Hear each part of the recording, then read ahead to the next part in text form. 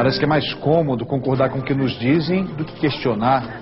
Pensar diferente dá trabalho e exige coragem. E é difícil, porque pensar diferente significa também mudar a forma de ver a vida.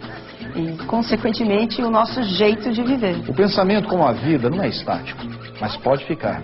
A gente tem que tomar cuidado para certos pensamentos não virarem um hábito repetitivo, um vício mental. Reflexões sobre o pensar é o assunto do Café Filosófico de hoje. O Nietzsche é um crítico radical da razão, né? Ou da racionalidade ocidental, como ele fala.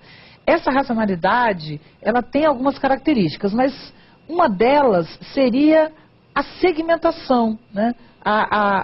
O isolamento de uma determinada questão quando ela quer ser pensada. Então o Nietzsche fala uma palavra que é interessante, que é egipcianismo. Toda vez que um filósofo pensa um assunto, ele transforma esse assunto em múmia. Ele mumifica. Essa ideia seria, eu quero pensar tanto, eu quero proteger tanto meu objeto, meu conceito, eu quero tratá-lo eu quero controlar as variáveis que interferem nesse processo, quase como um laboratório, que eu isolo a minha questão do restante do mundo. Por outro lado, o corpo faz parte desse processo, né? Então, o Nietzsche fala da necessidade de um pensamento, de recuperar o caráter explosivo do pensamento, né? Como a gente viu, ele diz, eu não sou um homem, sou uma dinamite. Então eu sou aquele que recupera o pensar por explosões. Será que esse é um dos caminhos? Recuperar o caráter explosivo, manter o conteúdo, por exemplo, a história da filosofia, a dedicação a esses conteúdos, mas ao mesmo tempo que esses conteúdos fossem atravessados pelo corpo? Essa tendência a transformar o seu objeto em museu, em objeto de museu, e agora me refiro especificamente ao Nietzsche, ele não vê isso como uma característica distintiva do filósofo, mas do professor de filosofia. Ou seja, da filosofia universitária, ou seja, da filosofia especializada, da filosofia erudita, da filosofia do especialista. Ao contrário, o filósofo não.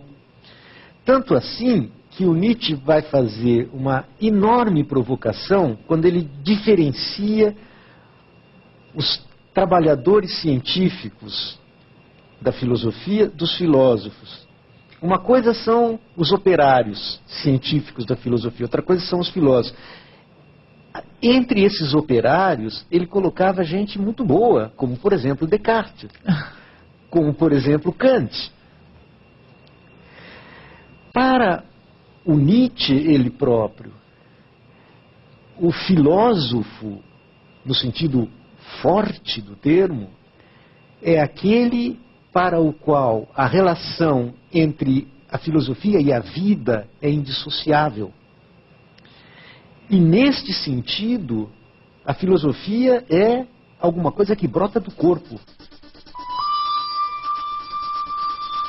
Mas a gente também tem um certo cuidado aqui, porque como a gente está muito viciado nesta concepção dualista de corpo e alma, sempre que a gente pensa em corpo, quase que naturalmente a gente é levado a pensar em alguma coisa que é diferente da mente.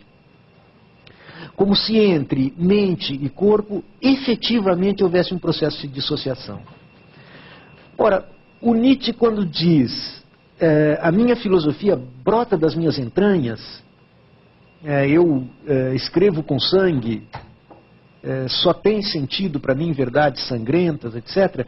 O que ele está querendo dizer é a minha filosofia é a transfiguração conceitual das minhas vivências, e as minhas vivências são mente e corpo ao mesmo tempo.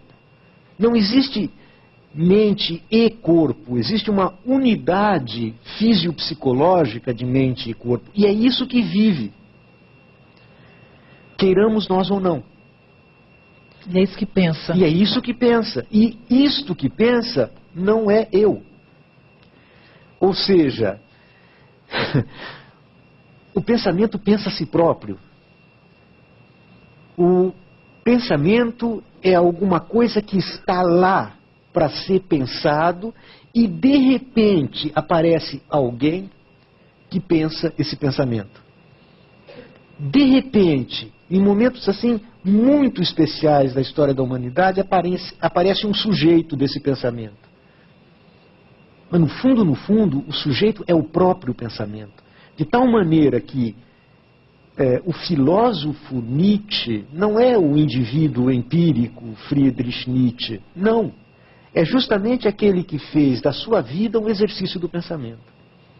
Que fez do seu corpo um campo de experiências do pensamento. E que se comprometeu com isso para valer até o fim.